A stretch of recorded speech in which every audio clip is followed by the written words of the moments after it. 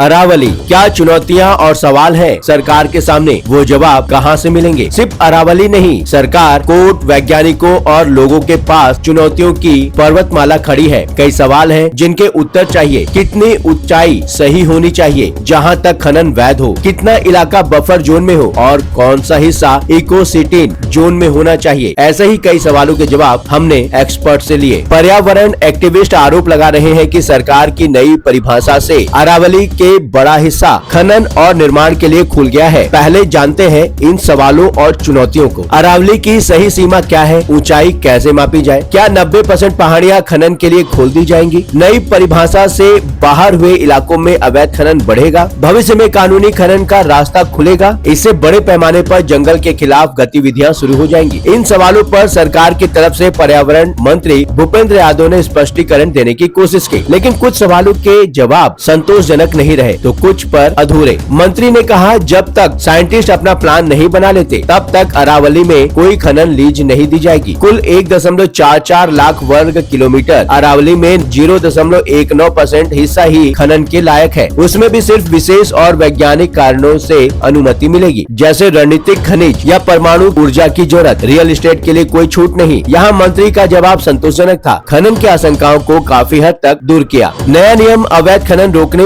और कानूनी रूप से सतत खनन की अनुमति देने के लिए है। ड्रोन से सख्त निगरानी होगी। यहाँ मंत्री का जवाब अधूरा था। अवैध खनन कैसे रोका जाएगा, इस पर सीधा जवाब नहीं दिया। इसके बजाय कांग्रेस पर आरोप लगाया कि राजस्थान में पहले ही सरकार ने अवैध खनन होने दिया जा रहा है। अभी सिर्फ 217 वर्ग किलोमीटर में ही खनन संभव है। नई परिभाषा में पहाड़ी का आधार, ढलान और जुड़े इलाके भी संरक्षित होंगे। सिर्फ ऊंचाई ही नहीं देखी जाएगी। असल में यह सही जवाब है ही नहीं। कितनी पहाड़ियां संरक्षित होंगी और कितनी प्रभावित होंगी, इस पर कोई स्पष्ट संख्या नहीं दी मंत्री ने। 2010 की forest survey of India report के मुताबिक करीब 12,000 पहाड़ियों में सिर्फ 8% ही 100 मीटर से ऊंची है। बाकी 92% का क्या होगा? अरावली में लंबे समय से अवैध खनन की समस्या रही है। 1990 के दशक से पर्यावरण मंत्रालय ने खनन पर सख्त नियम बनाए। सिर्फ मंजूर परियोजनाओं को ही अनुमति दी, लेकिन इन नियमों का खुलेआम उल्लंघन होता रहा। 2009 में सुप्रीम कोर्ट ने हरियाणा के फरीदाबाद, गुरुग्राम और मेवात जिलों में खनन पर पूरी तरह से रोक लगा दी। मई 2024 में कोर्ट ने अरावली रेंज में नए खनन लीज या पुराने परमिट को रिन्यू करने को मना कर दिया। सेंट्रल एम्पावर्ड कमेटी यानी कि सीईसी को पूरा अध्ययन करने को कहा। सीईसी ने मार्च 2024 में अपनी सिफारिशें दी हैं। सभी राज्यों में अरावली की पूरा वैज्ञानिक मैपिंग हो, खनन से पर्यावरण पर होने वाला प्रभाव की जाँच हो, संवेदनशील इलाकों में खनन पर पूरी रोक जैसे संरक्षित जंगल, जल स्रोत, tiger corridor, aquifer recharge zone और दिल्ली एनसीआर क्षेत्र, स्टोन क्रशिंग यूनिट्स पर सख्त नियंत्रण होना चाहिए। सही मैपिंग और अध्ययन पूरा होने तक कोई नई लीज या रिन्यूअल नहीं होगा। नवंबर 2025 में सुप्रीम कोर्ट ने इन सिफारिशों को आदेश में शामिल किया। जून 2025 में कांग्रेस सरकार ने अरावली ग्रीन वॉल परियोजना शुरू की। इसका लक्ष्य गुजरात, राजस्थान, हरियाणा और दिल्ली के 29 जिलों में अरावली के 5 किलोमीटर बफर जोन में ग्रीनरी बढ़ाना है। इससे 2030 तक 2.6 करोड़ हेक्टेयर खराब जमीन को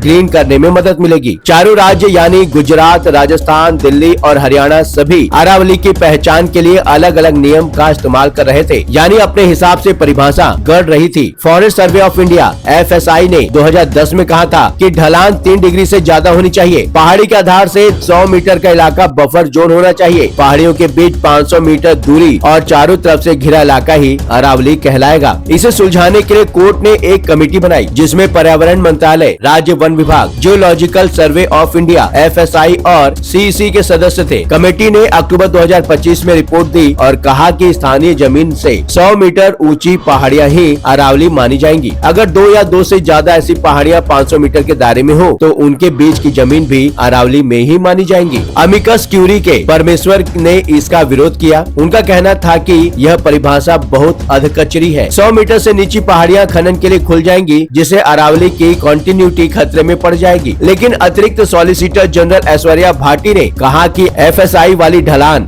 बफर वाली परिभाषा तो और भी बड़े इलाकों को अरावली से बाहर कर देगी। 100 मीटर वाली परिभाषा ज्यादा समावेशी है। कोर्ट ने पूरे अरावली के लिए सस्टेनेबल माइनिंग मैनेजमेंट प्लान यानी कि MPSM बनाने को कहा। इस प्लान में क्या है? इस प्लान में है जहां खनन पूरी तरह से बैन हो, कुल पर्यावरण प्रभाव का मूल्यांकन हो, खराब हुए इलाकों की बहाली के उपाय खोजे, इलाके की पर्यावरण सहन क्षमता का आकलन हो, संवेदनशील जंगल और वन्य जीव गलियारे की मैपिंग की जाए। यह आदेश अरावली की सुरक्षा और लगातार हो रहे विकास के बीच संतुलन बनाने की कोशिश है। अब सबकी नजर इस बात पर है कि राज्य और केंद्र इन निर्देशों को कितनी ईमानदारी से लागू करते हैं। आइए हम आपको और भी बातें बताते हैं, समझते हैं कि एक्सपर्ट्स ने क्या कहा। समुद्र तल से ऊंचाई नापी जानी चाहिए, 30 मीटर से ऊपर खनन नहीं होना चाहिए। वैज्ञानिक ए सिकरवार का कहना है कि अरावली वाले चारों राज्यों में माइनिंग क्लियरेंस होती है, सबकी अलग अलग गाइडलाइंस है, वो एक होनी चाहिए जो अभी तक नहीं है। ये काम पर्यावरण मंत्रालय करेगा। अब देखिए, राम मंदिर जिन लाल पत्थरों से बना है वे वहीं से आए हैं। जितने भी लाल पत्थर आते हैं अरावली से आते हैं। उन्होंने कहा कि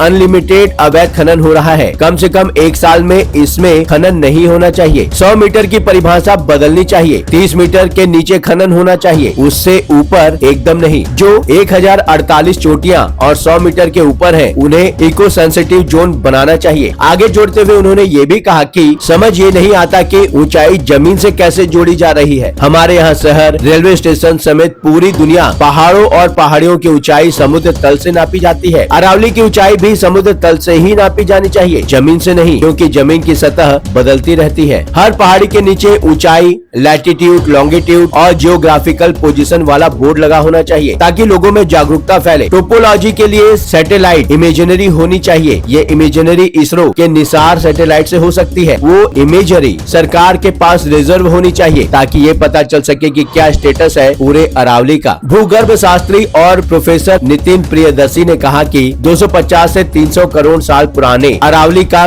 कई जगहों पर अब सिर्फ अवशेष बचा है। यह एक रेसिड्यूल माउंटेन रेंज है। इसने भारत और भारतीय महाद्वीप के कई साक्ष्य अपने में बचाकर रखा है। इसमें करोड़ों साल का इतिहास है। अगर ये नहीं रहा तो थार रेगिस्तान फैलेगा। ये एक प्राकृतिक बैरियर है। ये खत्म हुआ तो वाटर क्राइसिस होगा। जैसे हिमालय बर्फ और सर्दी को रोकता है, वैसे ही ये रेगिस्तान को रोकता है। इसे बचा कर रखना जरूरी है। नेचर में हर चीज का अपना महत्व है। यहाँ बायोडाइवर्सिटी के बड़ा इलाका है। गर्म हवाएं आएंगी। अगर सब समतल होगा तो दूसरी पहाड़ी भी गिरेगी। ब्लास्ट करेंगे तो नींव हिलेगी, वह जर्जर होगा, फिर ढह जाएगा। मतलब पूर्वी पर्वतमाला खत्म हो जाएगी। उसे कौन मॉनिटर करेगा? इस विषय पर आपके अपने क्या विचार हैं? आप हमें कमेंट के माध्यम से बता सकते हैं। चैनल को सब्सक्राइब कर लिया हो तो नोटिफिकेशन के लिए बेल आइकन को जरूर दबाएं। वीडियो पसंद आया हो तो वीडियो को लाइक करें। लगातार खबरों के लिए बने रहिए 7 TV भारत के साथ।